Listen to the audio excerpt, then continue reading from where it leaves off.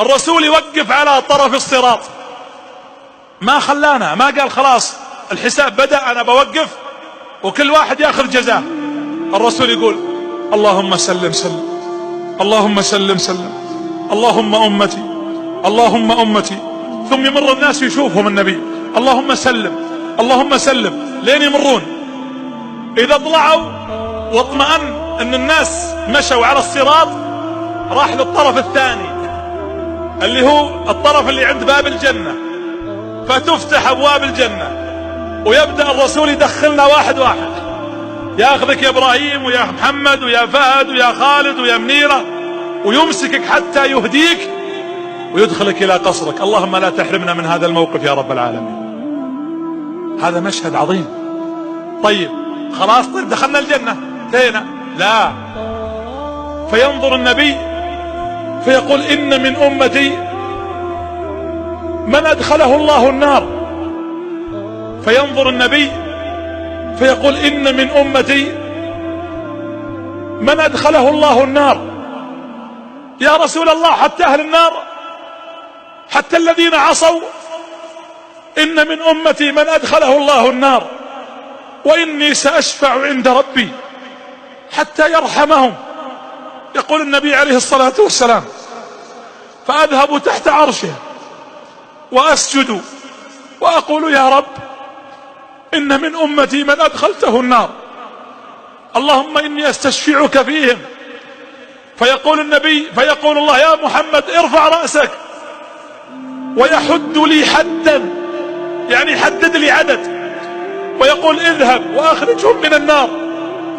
يقول فآتي وأحد الحد وأخرج من أمتي من أخرجهم.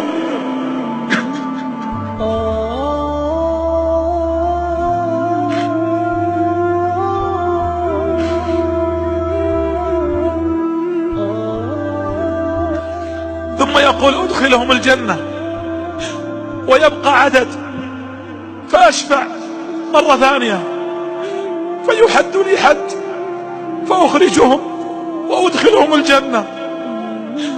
يقول 4 مرات. يقول فأستحي من ربي وأسجد مرة خامسة فأقول يا رب إن من أمتي من أدخلته النار. فيقول الله يا محمد ارفع رأسك واذهب وأخرج كل من كان في قلبه لا إله إلا الله. يقول فآتي وأخرج منهم، ثم أذهب المرة السادسة فيقول الله يا محمد اذهب وأخرج كل من كان في قلبه مثقال ذرة. يقول فأذهب حتى يقول الله يا محمد اذهب وأخرج كل من كان في قلبه مثقال حبة من إيمان.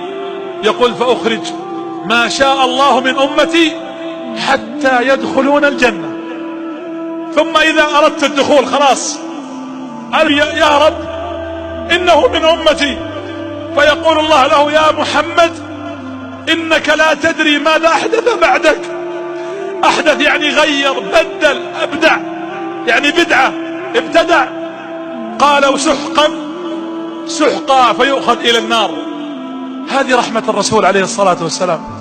لقد جاءكم رسول من أنفسكم عزيز عليه ما عنتم حريص عليكم بالمؤمنين رؤوف رحيم.